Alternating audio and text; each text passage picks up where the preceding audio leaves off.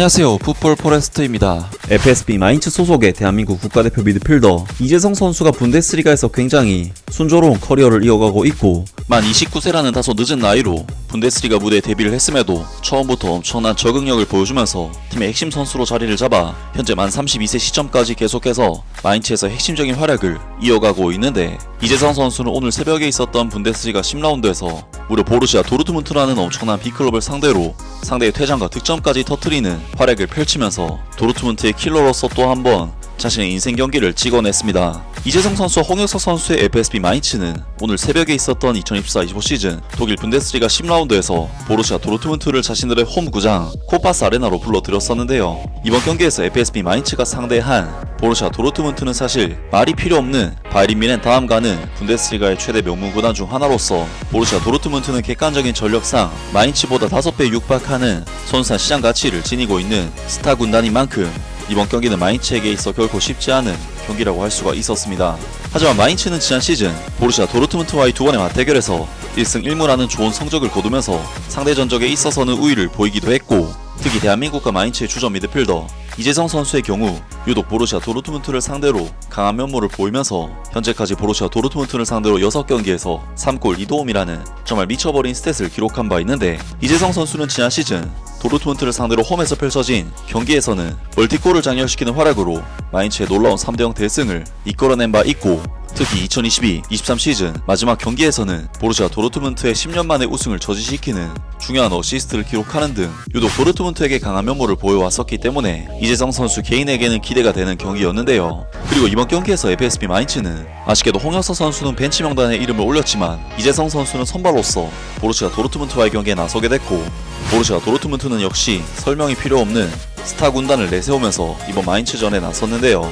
그리고 이번 경기에서 FSB 마인츠는 보루시아 도르트문트를 상대로 홈에서 펼쳐진 경기였음에도 불구하고 역시나 객관적인 전력상 다소 밀리는 상대인 만큼 경기 극초반에는 상당히 주도권을 내주면서 힘든 경기를 치렀고, 경기 모멘텀 데이터만 살펴봐도 알 수 있듯이 초반에는 도르트문트의 기세에 마인츠가 버티기가 힘든 경기였는데, 상당한 열세에 몰리던 마인츠의 이번 경기를 완전히 뒤집은 것은 다름 아닌 이재성 선수였습니다. 이재성 선수는 전반전 27분 순간적인 압박으로 엠레잔 선수의 볼 소유권을 탈취해내는 좋은 움직임을 보여줬는데, 이재성 선수에게 볼을 뺏길 것을 우려한 엠레잔 선수는 무리하게 태클을 시도했고, 이것이 스터드를 들고 들어간 너무나도 위험한 태클이었기 때문에 엠레잔 선수는 그대로 다이렉트 퇴장으로 경기장을 빠져나갔고, FSB 마인츠는 이재성 선수의 좋은 압박 덕분에 남은 65분여를 한 명이 더 많은 상태로 경기를 치를 수가 있었습니다. 때문에 한 명이 더 많은 마인츠는 엠레잔 선수의 퇴장 시점 이후에 정말 완벽하게 경기의 주도권을 잡아냈고, 마인츠는 90분 동안 슈팅 숫자가 무려